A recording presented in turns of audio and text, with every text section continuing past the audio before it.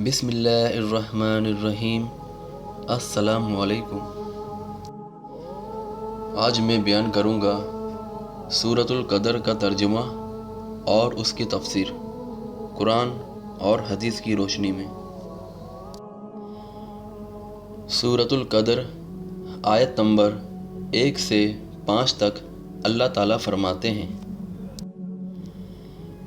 یقیناً ہم نے اسے شب قدر میں نازل فرمایا۔ تو کیا سمجھا کہ شب قدر کیا ہے؟ شب قدر 1000 مہینوں سے بہتر ہے۔ اس میں ہر کام کے سر انجام دینے کو اپنے رب کے حکم سے فرشتے اور روح جبرائیل اترتے ہیں۔ یہ رات سراسر سلامتی کی ہوتی ہے اور فجر کے طلوع ہونے تک ہوتی ہے۔ القدر کے معنی قدر و منزلت بھی ہے، اس لیے شب قدر کہتے ہیں۔ اس کے معنی اندازہ اور فیصلہ کرنا بھی ہے۔ اس میں سال بھر کے لیے فیصلے کیے جاتے ہیں، اسی لیے اسے لیلۃ الحکم بھی کہتے ہیں۔ اس کے معنی تنگی کے بھی ہیں۔ اس رات اتنی کثرت سے زمین پر فرشتے اترتے ہیں کہ زمین تنگ ہو جاتی ہے۔ شب قدر یعنی تنگی کی رات، یا اس لیے یہ نام رکھا گیا کہ اس رات جو عبادت کی جاتی ہے اللہ کے ہاں اس کی بڑی قدر ہے اور اس پر بڑا ثواب ہے۔ احادیث و آثار سے واضح ہے کہ یہ رمضان کے آخری عشرے کی طاق راتوں میں سے کوئی ایک رات ہوتی ہے۔ اس کو مبہم رکھنے میں یہی حکمت ہے کہ لوگ 5 ہی طاق راتوں میں اس کی فضیلت حاصل کرنے کے شوق میں اللہ کی خوب عبادت کریں۔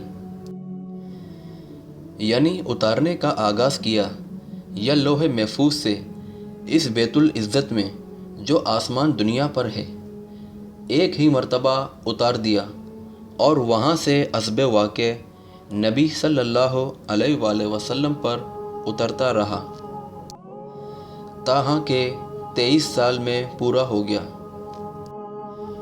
اور اس آیت کریمہ اِنَّا أَنزَلْنَاهُ فِي لَيْلَةِ الْقَدْرِ سے ثابت ہوتا ہے کہ لیلۃ القدر رمضان ہی میں ہوتی ہے، کیونکہ سورۃ البقرہ آیت نمبر 185 میں ہے، شہر رمضان الذی انزل فیہ القرآن۔ رمضان وہ ماہ مقدس ہے جس میں قرآن کا نزول ہوا۔ اس آیت سے واضح ہے کہ قرآن رمضان میں نازل ہوا ہے۔ سورہ قدر کی اس آیت اِنَّا أَنزَلْنَاهُ فِي لَيْلَةِ الْقَدْرِ سے معلوم ہوتا ہے کہ قرآن قدر کی رات اترا ہے، لہٰذا ثابت ہوا کہ لیلۃ القدر رمضان میں ہوتی ہے۔ اور جیسا کہ صحیح بخاری وغیرہ کی حدیثوں سے بھی ثابت ہے۔ اس استفہام سے اس رات کی عظمت و اہمیت واضح ہے، گویا کہ مخلوق اس کی تہہ تک پوری طرح نہیں پہنچ سکتی، یہ صرف ایک اللہ ہی ہے جو اس کو جانتا ہے۔ اس ایک رات کی عبادت 1000 مہینوں کی عبادت سے بہتر ہے، اور 1000 مہینے 83 سال 4 مہینے بنتے ہیں۔